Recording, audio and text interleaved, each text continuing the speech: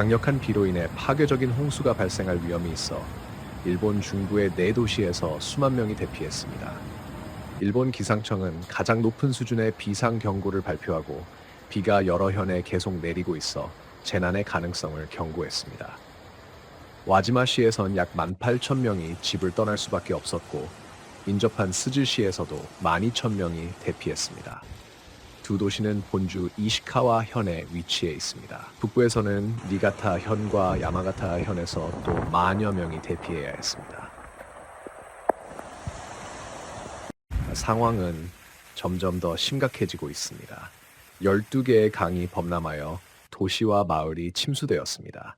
와지마에선 전체 거리들이 물에 잠겼고 지역 당국은 이시카와 현에 3개 강이 넘쳤음을 확인하여 주변 지역에 심각한 영향을 미쳤습니다. 구조 서비스는 피해를 최소화하고 추가 파괴를 방지하기 위해 적극적으로 작업하고 있습니다. 소방재난관리청에 따르면 최소한 한 채의 집이 산사태로 파괴되었지만 정확한 피해 규모는 아직 알려지지 않았습니다. 이 지역은 이미 재난에 직면해 있었습니다. 올해 초 와지마와 스즈는 새해에 발생한 지진으로 큰 피해를 입었습니다. 규모 7.5의 지진으로 최소 236명이 사망하고 건물과 인프라가 파괴되며 화재가 발생하고 지금도 눈에 띄는 파괴의 흔적이 남아 있습니다. 복구 작업은 계속되고 있지만 주민들은 다시 자연의 힘에 직면하게 되었습니다. 최근 몇 년 동안 일본은 강한 비로 인한 치명적인 홍수와 산사태를 포함한 극단적인 기상현상에 자주 직면하고 있습니다. 약화된 지형과 폭우가 재난을 초래하는 조건을 만들어내고 있으며 많은 지역사회가 반복되는 위협에 대처하기 위해 노력하고 있습니다. 이러한 드문 사건들은 점점 더 빈번해지고 있어 국가는 변화하는 기후에 적응해야 합니다. 정부기관은 대피자를 위한 대피소를 설치하고 지원을 조정하기 위해 24시간 계속해서 활동하고 있습니다. 홍수와 산사태의 위협은 여전히 높으며 구조 서비스는 날씨가 개선되지 않기 때문에 사람들에게 경계를 요청하고 있습니다. 한국에서는 대규모 홍수를 일으킨 폭우의 여파를 제거하는 작업이 진행되고 있습니다. 중심지는 나라에서 2번째로 큰 도시인 부산입니다. 단 몇 시간 만에 270mm의 강수량이 기록되었습니다. 도로는 물에 잠겼고 도로 표면이 침식되어 깊이 10m까지의 많은 치마가 발생했습니다.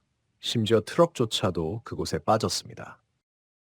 긴급 서비스는 재해의 영향을 완화하기 위해 24시간 동안 작업하고 있습니다. 지역 당국은 시민들에게 침수된 지역을 여행하지 말 것을 권장하고 있습니다. 일기예보에서는 비가 계속될 것이라고 예고하여 상황이 더욱 악화될 것에 대한 우려가 커지고 있습니다. 전문가들은 산사태의 가능성에 대해 경고하고 조심할 것을 촉구하고 있습니다. 인프라 복구에는 몇 주가 걸릴 수 있으며 일부 지역상에선 몇 개월이 걸릴 수도 있습니다. 이탈리아 북부의 에밀리아 로마냐 지역에선 중앙 및 동유럽에서 최소 24명의 목숨을 앗아간 폭풍 보리시로 인해 인구 대피가 진행되고 있습니다. 수요일 오후 에밀리아 로마냐에서 시작된 폭우는 브리지겔라의 마르제노 마을에서 홍수를 일으켰습니다. 물이 하류로 흘러내려 파괴를 초래하고 사람들의 생명을 위협했습니다.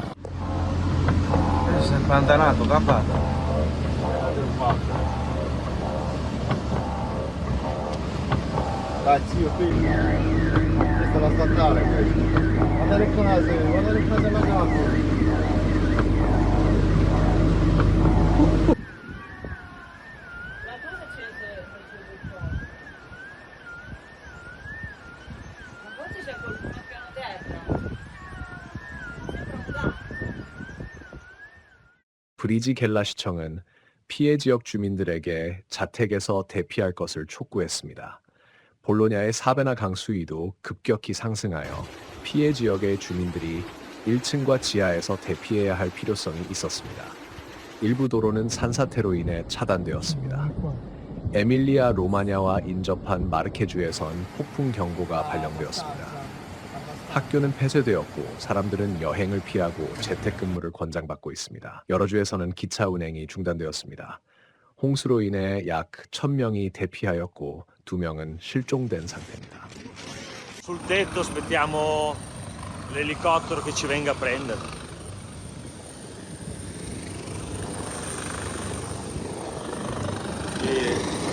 È un disastro.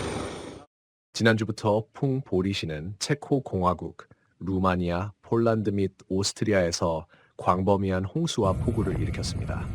과학자들은 극단적인 강수와 홍수가 인위적인 기후 변화로 인해 점점 더 빈번하고 강악렬해지고 있다고 경고하고 있습니다. 기후 변화에 관한 정부 간 패널은 지구 온난화가 홍수, 가뭄, 폭풍과 같은 극단적인 기상 현상의 위험을 증가시킨다고 보고하고 있습니다. 온도 상승은 수분의 증발을 더욱 강하게 하여 더 강한 비와 홍수를 초래합니다.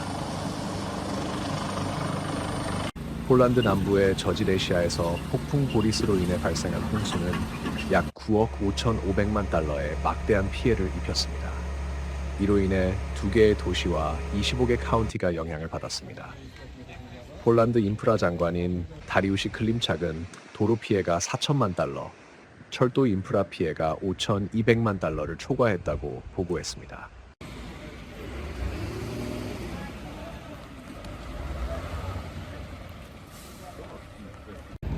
가장 큰 피해는 수자원 인프라에서 발생했습니다. 저수지, 댐 및 기타 수리시설이 손상되었습니다. 폴란드 총리실의 수장인 얀 그라베츠는 재해지역에 739개의 정착지가 있으며 230만 명 이상이 거주하고 있다고 언급했습니다.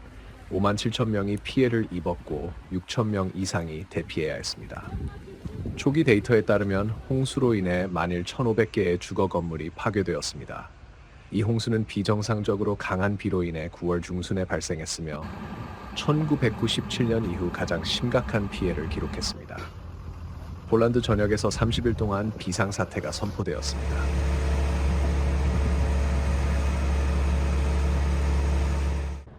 도나우 강이 범람하여 헝가리 수도 부다페스트 중심부의 강변을 침수시켰습니다. 목격자들은 피해를 입은 지역 중 한 곳에서 영상을 촬영했습니다. 영상에는 헝가리 국회의사당 건물 앞의 지역이 물에 잠긴 모습이 보입니다. 도나우 강의 수위가 눈에 띄게 상승해 처박혀 있던 배들이 강변난 난간과 시각적으로 같은 높이에 놓였고 강을 따라 이어진 도로는 물에 잠겼습니다.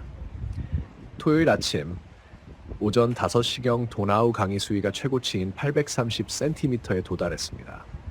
그 이후로 물이 점차 빠지기 시작했습니다. 범람한 도나우 강은 이미 도시의 중심부 도로들을 침수시켰고 물은 도로 표지판과 신호등 높이까지 상승했습니다.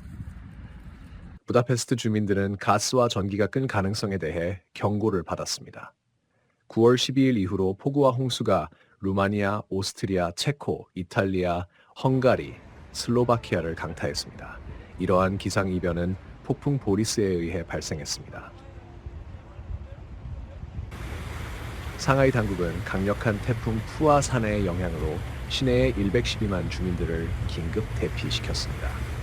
기상관측소의 데이터에 따르면 태풍은 이 대도시에 상륙하여 우둥과 펑시안 구역에서 6시간 동안 30cm가 넘는 기록적인 강수량을 초래하는 강한 폭우를 일으켰습니다. 이 자연재해는 교통 인프라에도 큰 영향을 미쳤으며 54대의 기차와 26척의 페리 운행이 중단되었습니다. 태풍 푸아산은 목요일에 중국 동부의 저장성을 처음으로 강타한 후 상하이에 상륙했습니다. 충돌시 최대 풍속은 초당 23m에 달했습니다.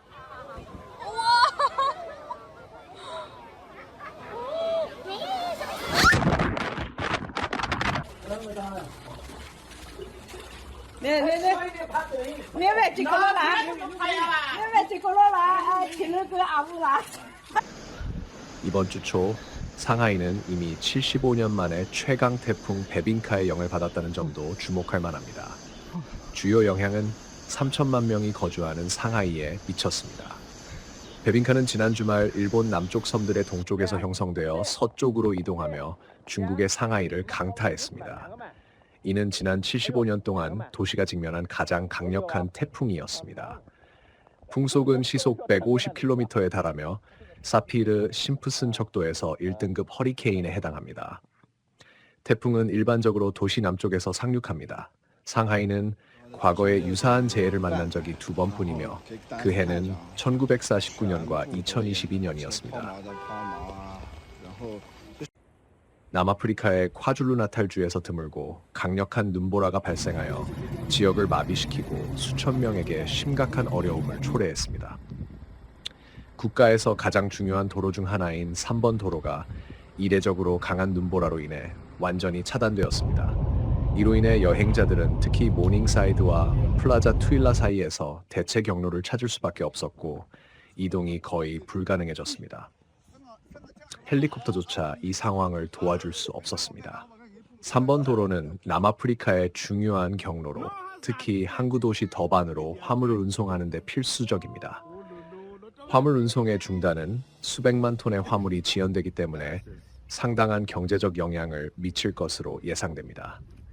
이 혼잡한 도로의 갑작스러운 폐쇄는 긴 줄을 초래할 수 있으며 제설 작업에는 며칠 또는 몇 주가 걸릴 수 있습니다.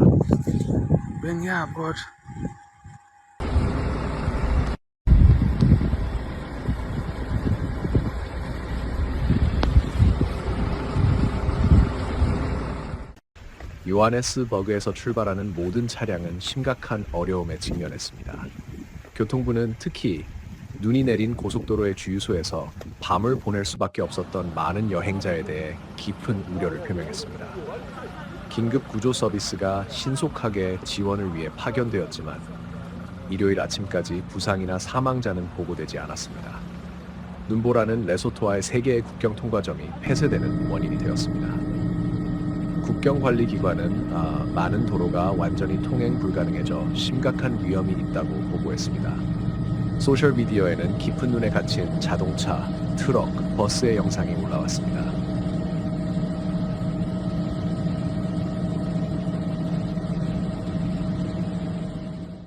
남아프리카 기상청은 이 지역의 위험한 조건에 대한 경고를 발령하며 눈보라가 가축의 죽음과 농작물 손상을 초래할 수 있다고 경고했습니다.